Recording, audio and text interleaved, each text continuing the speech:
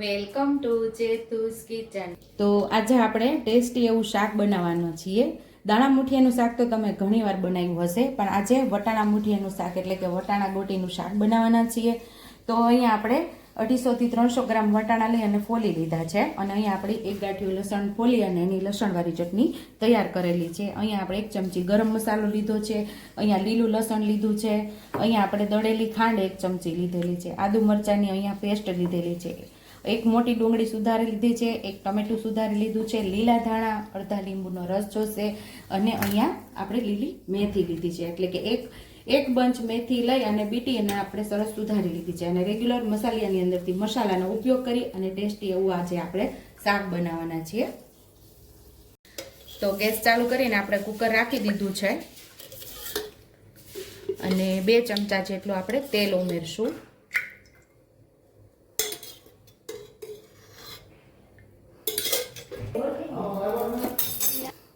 અહીંયા આપણું તેલ સરસ ગરમ થઈ ગયું છે. અડધી ચમચી જેટલું જીરું ઉમેરશું આપણે. જીરું તતળી જાય પછી આપણે થોડી હિંગ ઉમેરશું. પછી આપણે ડુંગળી ઉમેરી દઈશું. ડુંગળીને આપણે સાતડી લેવાની છે. ડુંગળી પાકી જાય ત્યાં સુધી આપણે એને સાતળવાની છે. ડુંગળી થોડી સતળાઈ જાય એટલે આપણે લીલું લસણ ઉમેરી દેવું, એને પણ સાતળી લેવાની છે.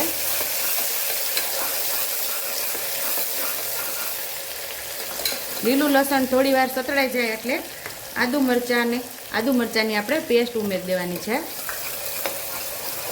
એને પણ સરસ સાતળી લેવાની છે. આદુ, લસણ, મરચાં અને ડુંગળી સરસ સતળાઈ ગયું છે, તો અહીંયા ટમેટું ઉમેરી દેશું. ટમેટું ઉમેર્યા પછી આપણે લસણવાળી જે ચટણી તૈયાર કરેલી એ ઉમેરી દેવાની છે.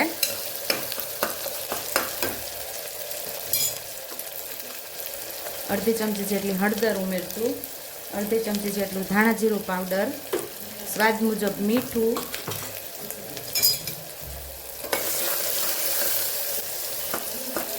લસણવાળી ચટણીને આપણે સરસ સાતળી લેવાની છે. આપણે ટમેટું ઉમેર્યું છે, લસણવાળી ચટણી બળશે નહીં, એમ જ આપણે ટમેટું ઉમેર્યા વગર તમે લસણવાળી ચટણી ઉમેરવાના હોય તો થોડું પાણી ઉમેરીને ઉમેરજો, એટલે આપણી ચટણી બળે નહીં.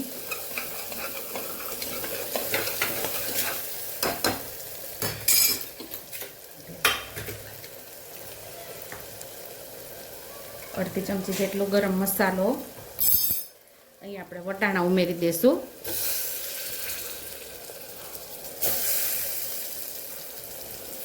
એટલે આપણે લીલી મેથી ઉમેરશું.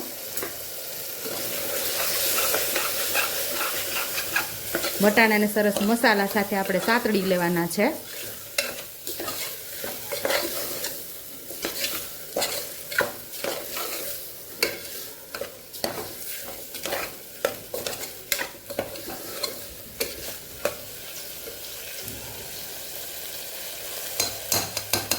તો વટાણા મસ્ત એવા આપણા સતળાઈ ગયા છે.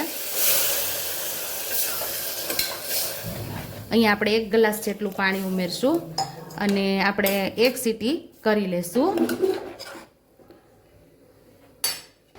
કુકર બંધ કરીને આપણે 1 સીટી લઈ લેશું. તો અહીંયા 1 વાટકી આપણે બેસન લીધું છે, 1 ચમચી જેટલો ઘઉંનો લોટ લીધો છે. હવે બધા આપણે એમાં મસાલા કરી લેશું. થોડા લીલા ધાણા ઉમેરશું, અને આપણે જે ભાજી લીધેલી એ પાણીમાં સરસ ધોઈ અને ઉમેરી દેવાની છે. અહીંયા આપણે સ્વાદ મુજબ આપણે મીઠું ઉમેરશું. 5 ચમચી જેટલી હળદર, અડધી ચમચી જેટલું ધાણા જીરું પાવડર, અડધી ચમચી જેટલું લાલ મરચું પાવડર. તીખાશ તમારા સ્વાદ મુજબ ઉમેરી શકો છો. થોડી હિંગ ઉમેરશું. અહીંયા આપણે ચપટી અજમા ઉમેરશું, એકદમ મસળીને આપણે ઉમેરશું. અહીંયા આપણે 1 ચમચી દળેલી ખાંડ ઉમેરશું. અડધી ચમચી જેટલો ગરમ મસાલો, ચપટી આપણે મીઠા સોડા ઉમેરશું. એની માથે આપણે લીંબુ ઉમેરશું એટલે આપણે સોડા એક્ટિવેટ થઈ જાય.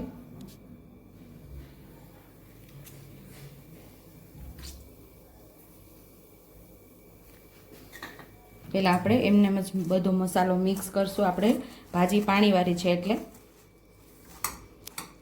કેટલું પાણીની જરૂર પડે એ પ્રમાણે આપણે પાણી ઉમેરશું.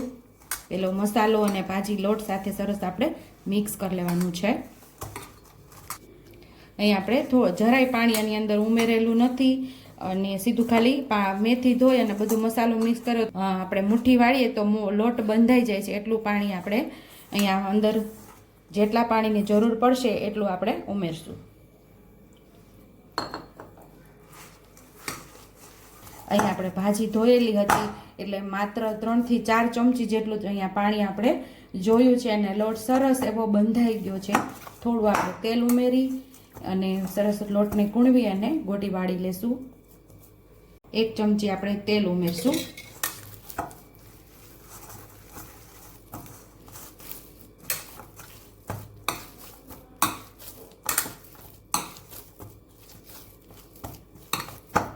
તેલવાળો હાથ કરીને ગોટીને આપણે વાળી લેવાની છે.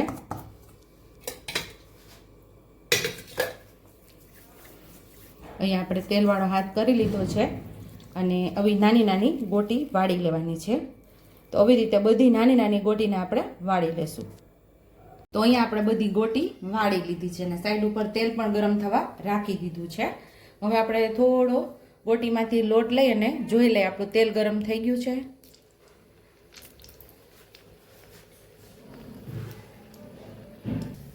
તો અહીંયા આપણું તેલ મસ્ત એવું ગરમ થઈ ગયું છે. ગોટી પણ નાની તરાઈ ગઈ છે. તો બધી ગોટીને આપણે તરી લેવાની છે.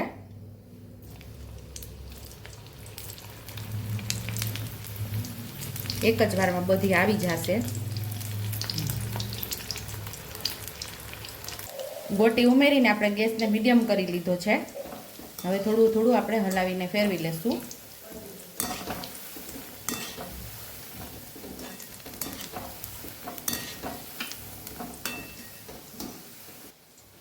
અહીં આપણે કુકરમાં 1 સીટી પણ થઈ ગઈ છે.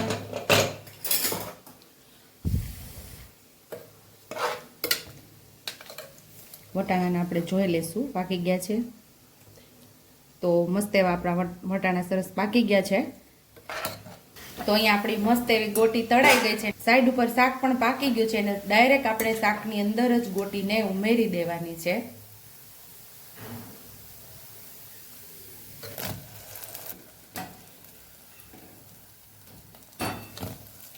શાકની અંદર આપણે ગોટીને ઉમેરી દીધી છે અને હવે શાકને સરસ ખદખદવા દેવાનું છે. શાક એકદમ ઉકળશે ને તો આપણો ગોટીની અંદર મસ્ત એવો મસાલો ચડી જશે.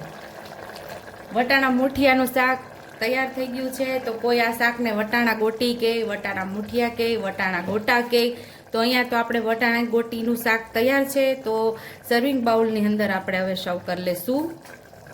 ટેસ્ટી એવું વટાણા મુઠિયાનું શાક તૈયાર છે. ઉપરથી લીલા ધાણાથી આપણે ગાર્નિશ કરી દઈશું.